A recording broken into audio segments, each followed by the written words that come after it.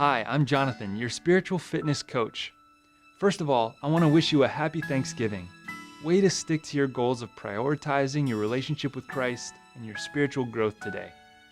In the spirit of expressing gratitude, I want to say thank you for letting us play a part in your journey of spiritual growth. Today, you will likely be given many chances to express what you're grateful for.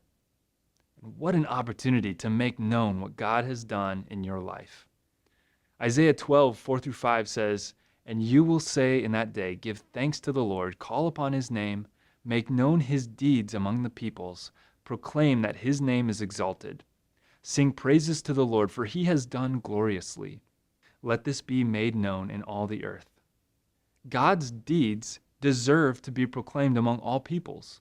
We should take advantage of every chance that we are given to proclaim his glorious works. So take a moment and think about, what are those glorious works that you have witnessed God do? Spend a few minutes reflecting on God's work in your life from the past and from recently. Think about ways that God helped you experience joy in the midst of sorrow, relief in the midst of pain, courage in the midst of fear, peace in the midst of anxiety. Essentially, what makes the good news good to you today? God is always at work in our lives, which means that every day he is giving us new reasons to praise him and make known his goodness to others. The trick is being ready to make it known at every opportunity, because sadly, not everyone knows it. So to help you be ready to make known God's goodness, I want to teach you a simple tool and challenge you to use it at least once today. It's called an everyday gospel story. How many times in an average day do you get asked the question, "How are you doing?" Or some variation of that? Probably several, maybe even dozens, and you probably ask it to others as well.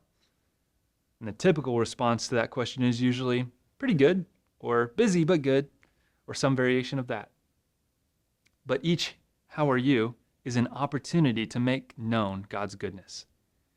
Imagine the question instead being, how have you experienced God's goodness recently?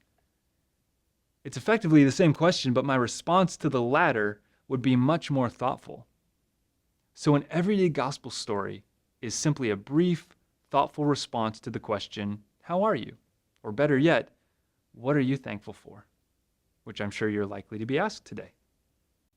In your journal, make 4 bullet points and label them before, how, after, and response question.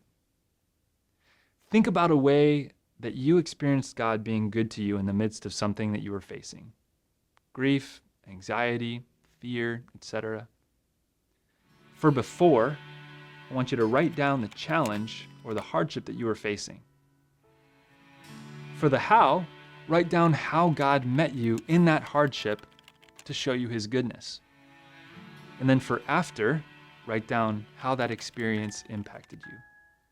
Lastly, for response question, write down a thoughtful question that invites your conversation buddy to respond. So here's an example.